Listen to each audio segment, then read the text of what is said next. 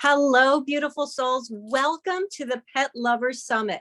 I am here today to introduce the beautiful and amazing Karen Anderson. She's our guest speaker today. And the title of this interview is What Your Pets Need from You from the Animal's Perspective.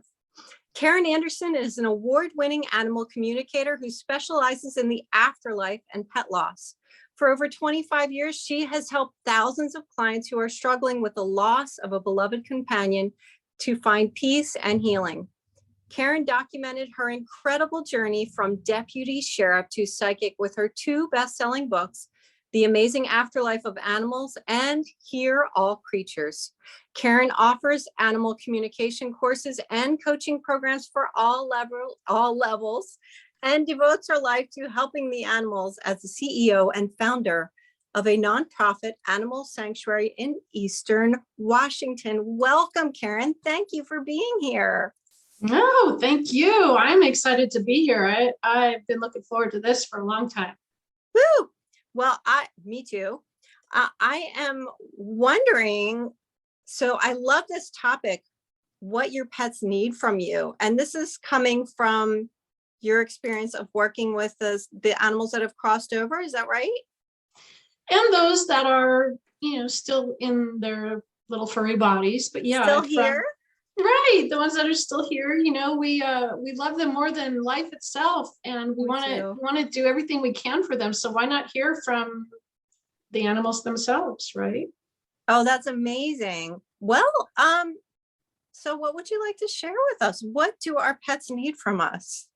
Well, I think first and foremost, as a pet parent myself, we have to remember that we know our animals better than anyone on the planet, and better than our own veterinarian, who sees them for a matter of minutes every once in a while. So we have to trust when we get a sense or a feeling that there's something isn't quite right with them, or if they start acting or behaving strangely. And really, we have to be that advocate and look out for them because they entrust us with their care. So I think just remembering that, if you get a sense that something's wrong, or if somebody's acting odd or not sleeping in the same place, or, you have to understand that they're trying to let you know, hey, mom, or hey, dad, we've got a problem here, and I don't feel good, or something's not quite right. So I think that's a really good place to start. When we notice those little red flags, we need to act on them and stay proactive. I hear from so many pet parents that after it's too late, they'll tell me, I knew for a while that something wasn't quite right, but I just thought that it would work itself out, or I thought that, it was just a fluke thing. And, truly staying proactive is the best way to go. It reminds me of that phrase, I know it is more valuable than I knew it. Because by the time we say I knew it, it's too late. But when we say I know it and act on it from a place of our own intuition and power, we can do something about it. Absolutely. And, it's really something that I've learned from doing so many things wrong over the years with my own animals. Me too. Yep. It's a learning curve, right? And they think that just because many people think you're an animal communicator, then you must know everything there is to know. No. No. They're masters at covering things up. They're masters at, pretending there's nothing going on here. And the reason is, actually very interesting, I think, because in the animal kingdom, it's a sign of weakness, right? If there's something wrong, if they're ill or injured. So it's very interesting that even from us, that they will keep those symptoms and signs hidden and covered up until sometimes it's too late. In many cases, it can be too late. So you really have to be on top of things and pay close attention. Trust your gut. If you sense something is wrong, chances are something is wrong. Trust your intuition first and foremost. Yes, absolutely. And, we have to realize too that our vets only see us for a very short time. They're looking at a test result. They're not looking at the day in and day out of the animal's behavior. So even when you go to the vet and you describe what the animal is doing, you're probably leaving out little bits and pieces of pertinent information. Just, as human nature, we don't give them the whole complete story all the time. So, really just stay proactive and be your animal's advocate for everything. Get those yearly tests done, get those blood tests done, check on them, especially the seniors, because they can so quickly go into crisis. And I just lost one of my own senior kitties. He was almost 19. Oh, wow. I know. So hard when we lose these guys. He was with me so long. I had him since practically day one. Yes. Just devastating. And it was a roller coaster ride. There's ups and there's downs and ups and downs. And some days he was all over the map and other days he was fine and his normal self. But you just really have to kind of roll with those punches and stick with it. And when you are dealing with stuff with your animals, do you find it more challenging than with other people's animals, or are you right there? It depends. I've had a little of both of that happen. I have quite a few, so I have to really stay diligent and watching for those signs and indicators. Sometimes I wake up in the morning and it's kind of like, oh, what am I going to find this morning? Is it going to be somebody threw up? Is it going to be some other kind of mess? I never know what I'm going to find. And then I have to try to figure out, well, who did it? Yes. Oh, true. They're pointing the finger. Right. He did it. Wasn't me. So sometimes it's really easy to tell. Sometimes it's not, but okay. All right. That's good to know. know. We do our best, right? Yes, we do. And as you said, people think as animal communicators, it's easy, but it's not. No. Sometimes we have our blinders on too. We don't always see things, but true. Truly the one thing that I do want to share, and this is a little golden nugget of information for your viewers. When it comes to anything in regards to your pet, as far as maybe a health issue or a behavioral issue that you're having as well, I've found, and maybe this will resonate with you too, that if you, the pet parent, aren't in alignment with the outcome that you want, you can send very confusing messages to your pet and actually make the situation at hand even worse because of the mixed messages, right? So let's just take, for instance, let's say you have a fearful dog. Yep. Anyone comes over, the dog runs and hides and is fearful. And, I think the first thing I would do is try to console the dog. It's okay. They're not going to hurt you. And you reach down, you hug them, you pet them, you hold them, it's okay. No one's going to hurt you. Well, in the animal kingdom, when you show that kind of affection at the wrong time, you're actually perpetuating the problem. So you're giving this mixed signal that it's okay to be fearful because mom is coddling you and petting you when you're in a state of fearfulness. So, right? That's what you would do you do that for a human child, but you certainly wouldn't do that for a dog. They have completely different. Thank you for sharing that. That is that's one of the biggest things I get to. Right? Like when you are, just to reiterate what you're saying, when you give them love and affection and or treats, as human beings, we think we're consoling, we're letting them know it's okay, they're safe. But in the animal kingdom, like you say, it reinforces. So like a dog, for example, the pack leader, if they were doing something inappropriate, the pack leader would nip at them. If they're doing something great, everybody's calm, everybody's wonderful. So yes, when we're like, it's okay, we're telling the fearful dog, that's wonderful that you're fearful. Please do that again. And the dog's like, okay. Yeah. No wonder the animals Poor get dog. crazy. We make our animals crazy, right? We Because do. we send all these mixed messages. Yes, So we do. on the flip side of that, what I recommend is that you, the human, stay in alignment. So everything should be focused on your goals. So if you have a fearful dog, your thoughts, so up here, your thoughts should be of the kind of behavior you want the dog to have: confident, comfortable, and relaxed. So that should be your thought.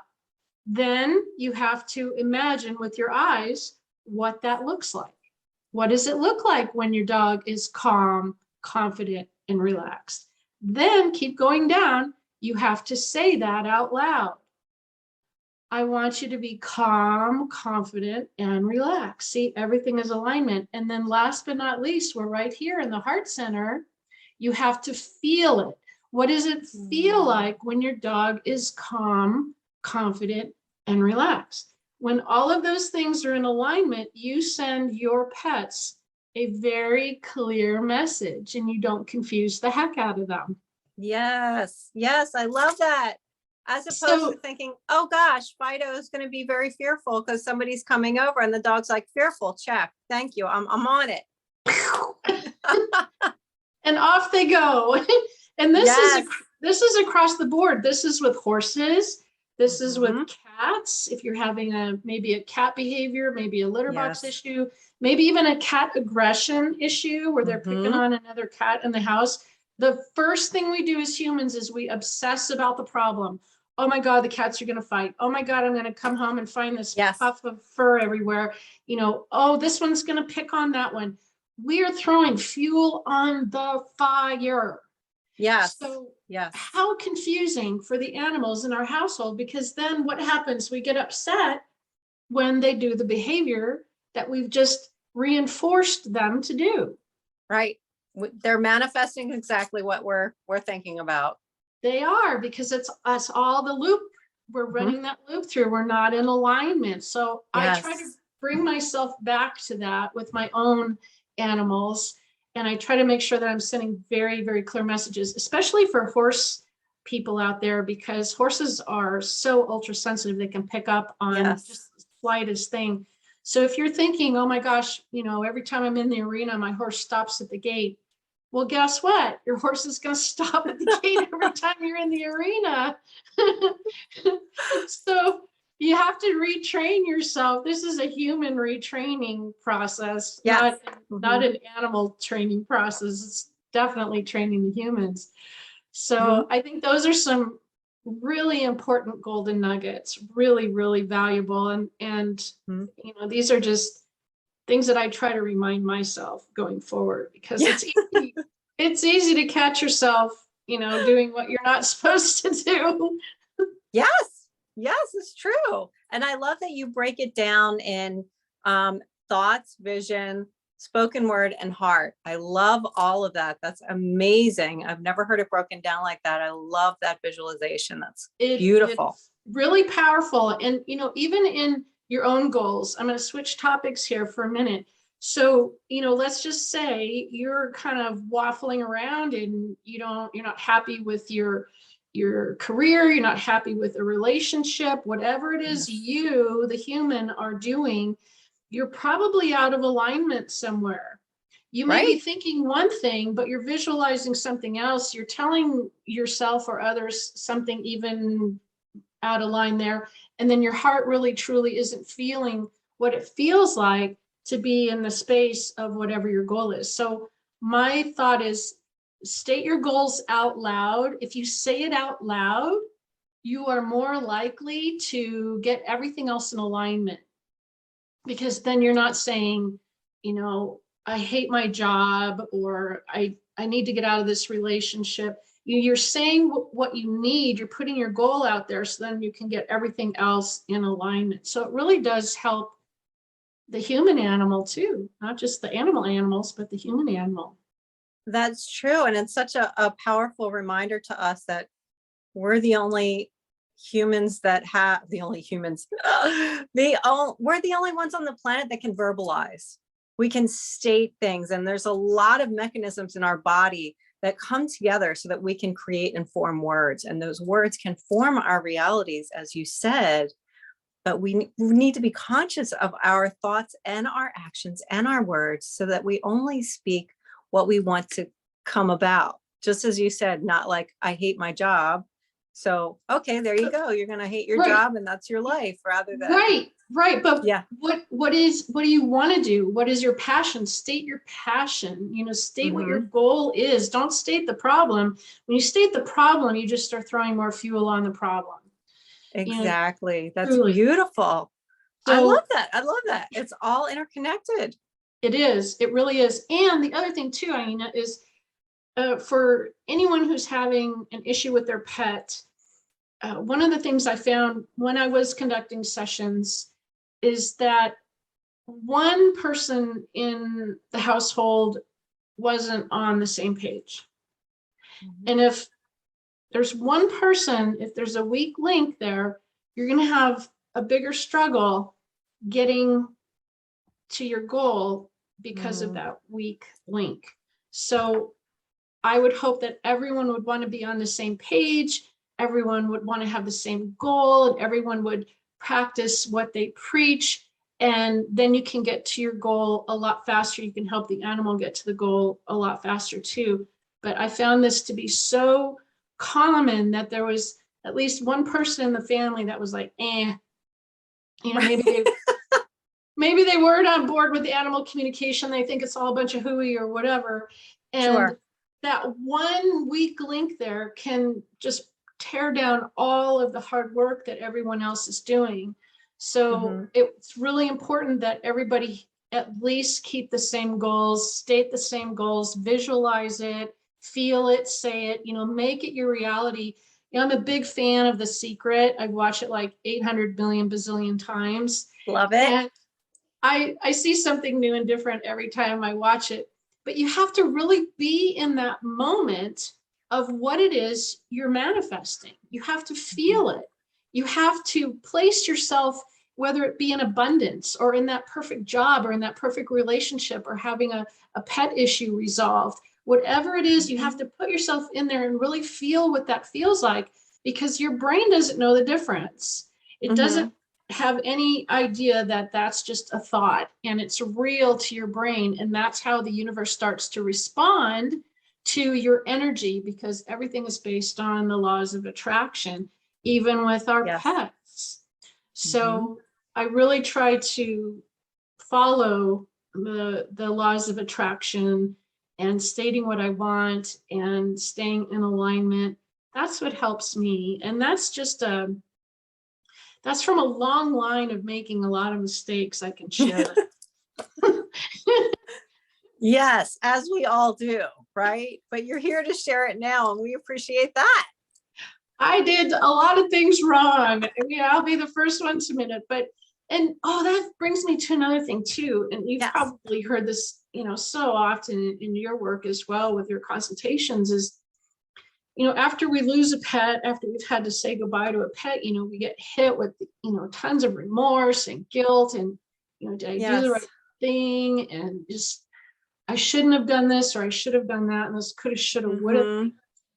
And I think what's so important for the viewers to hear and to really understand and to take into their heart center is that it is a rare occurrence for any animal who's passed on to even go there, to even mention anything along the lines of blame or guilt or who did this or who did that. They don't even, it's like a non-issue to them. It is so not important to them that it doesn't even pop up on their radar.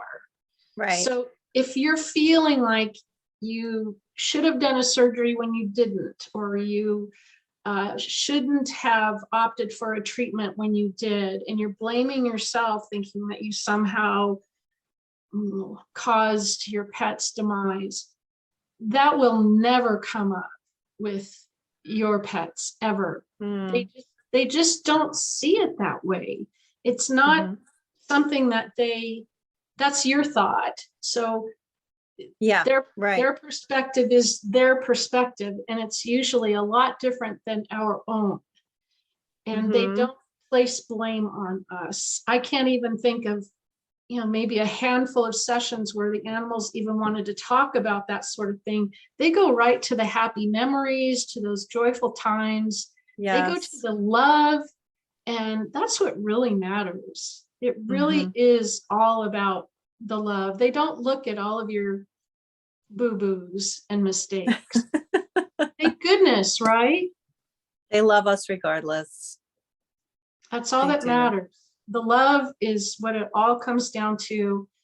And, I've beaten myself up too. I carried a lot of guilt with me. And I think it's natural after a pet dies to kind of question, okay, did I do everything? I think that's normal and natural. There's nothing wrong with that. But rare is the communication from an animal that has anything to do with shortcomings as a pet parent.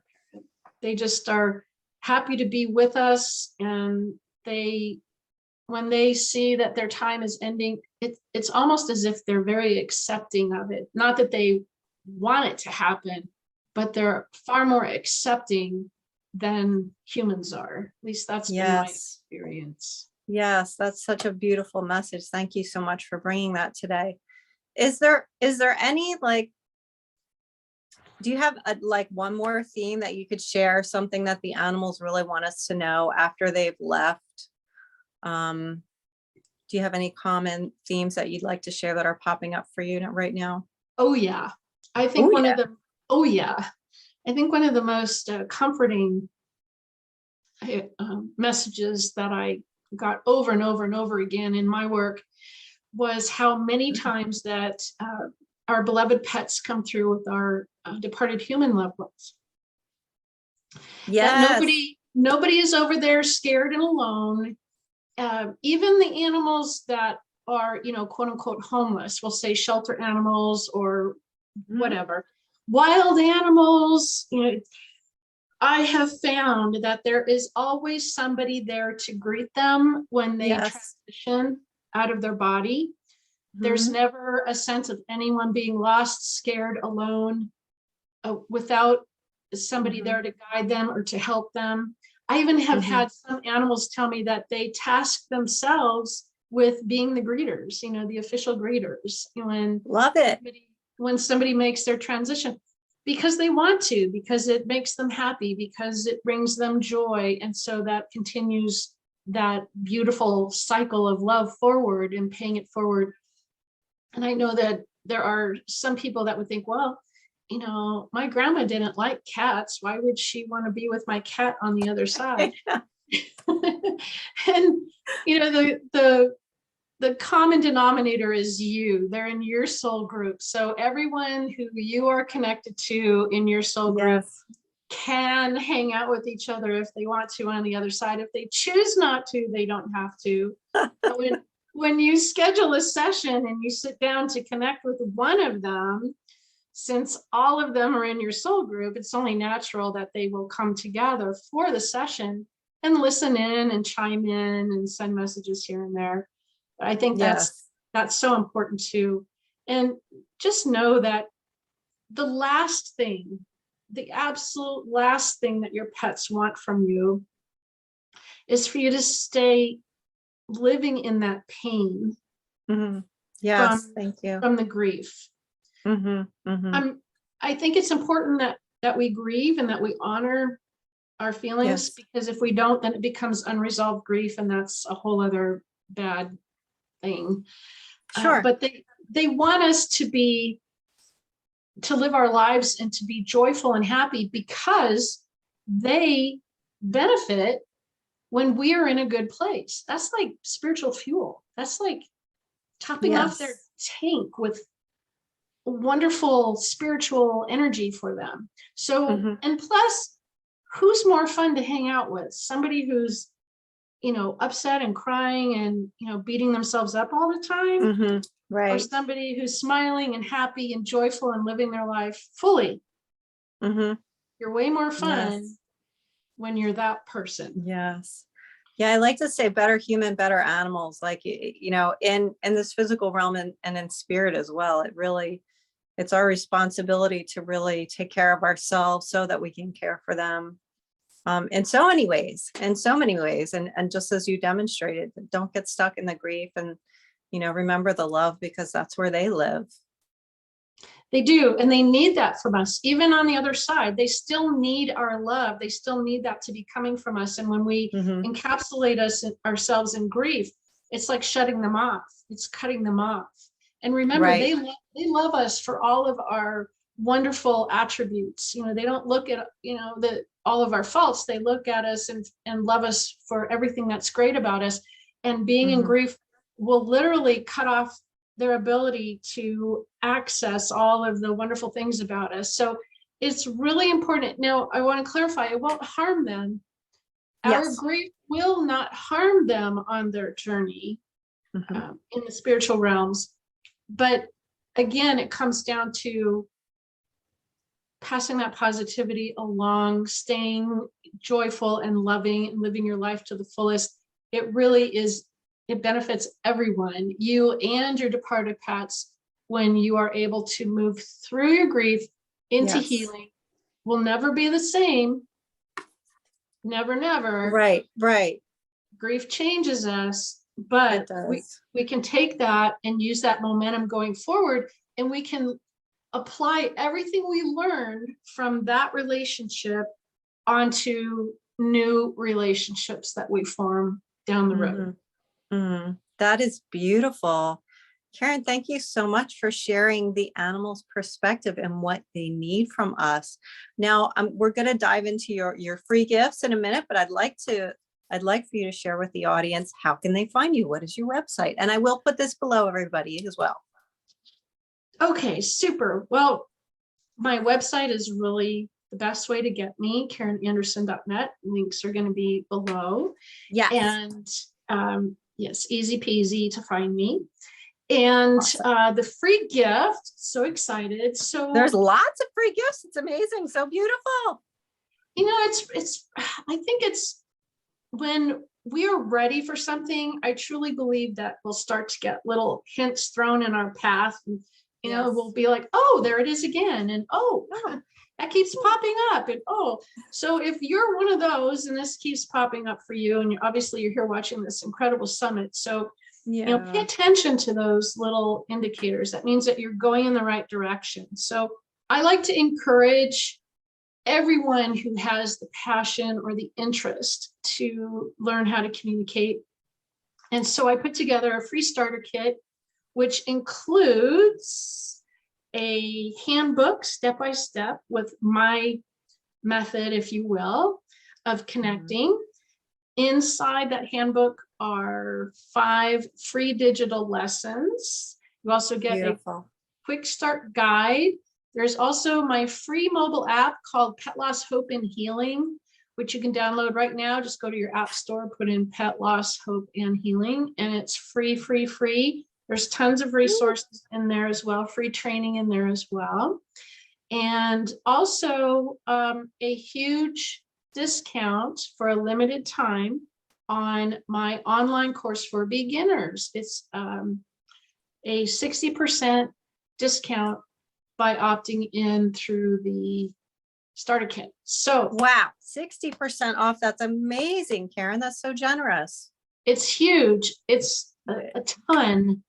So I hope that spurs someone on their path and gets them excited about it. And if I can do this, anyone can do this. It's all up here. You just have to say, you know what? I'm not going to let anyone or anything stand in my way any longer. I don't care what anyone thinks. I don't care what anyone says. I'm doing what I want to do. This is my life. That's right. That's right. Because you used to be a sheriff. I was. Don't judge a book by its cover, people. We all have the abilities. That's right. Actually, that's where all of my psychic impressions started to come to the surface, was when I was a deputy. mainly because I wanted to go home safely. So I had to heighten my sense of awareness. I didn't know Yes. that's what I was doing. I didn't set out to do that, but I was working by myself in a mountain district very remotely. Oh my And gosh. the nearest backup car was sometimes a half an hour or more away. It's not like what you see on TV where, 50 cars show up to back you up. That's not real. At least it wasn't for me. I'd call my dispatch and they'd go, I can't hear you. The reception's bad. Where are you? So, totally different in real life. So I'm that's so where, glad you made it, Karen, because now you're on the other side and you're helping animals communicate with their humans and vice versa, and helping people really heal from their grief, from the amazing souls that they've connected with. Four-legged, feathers, scales, whatever they have, they're all amazing and part of our lovely family in so many ways. Thank you so much for being here today, Karen. We truly appreciate you and honor all that you do. For those of you who are watching, please click the links below. You can find Karen's website as well as the amazing free gifts she has set up just for you. Talk to you soon. Take care of yourselves, my friends. Bye.